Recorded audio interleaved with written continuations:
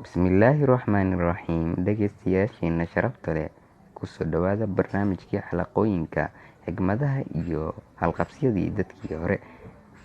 Waxaa jira dad badan oo xigmado la ah, balse waxaan alaaba usoo qaadanaa xigmadihii dadkii hore in wax un laga xasuusto lagana faa'iideysto, oo ka dhigana halqabsi mahmada filka weyn ee ah dad waa dadkii hore, hadalna waa intuu yiri. Xigmadeena koowaad: in aad wax bixisaa ayaa ka farxad badan boqolkiiba boqol in aad wax qaadataa. Xigmadeena labaad: inta aan ka caawiyo kuwa kale in ay guuleystaan waa inta aan anigu guuleysto. Xigmadeena saddexaad: farxaddu waa nooc ka mid ah dhiirigelinta.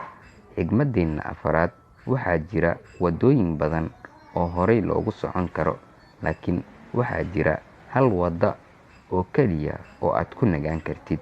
Xigmadeena shanaad: cafisku waa sida qorax soo baxday roob da'ay kadib. Waad mahadsantihiin la socodka barnaamijkeena xigmadaha iyo halqabsyada dadkii hore. Boqolkiiba boqol waad mahadsantihiin.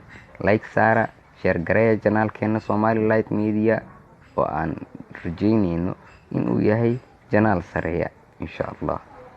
Wixii commenti iyo aaraa aad qabtaanna inoogu dhaafa xagga hoose ee commentiyada. Wabillahi tawfiiq. Wassalaamu calaykum waraxmatullaahi wabarakaatuh.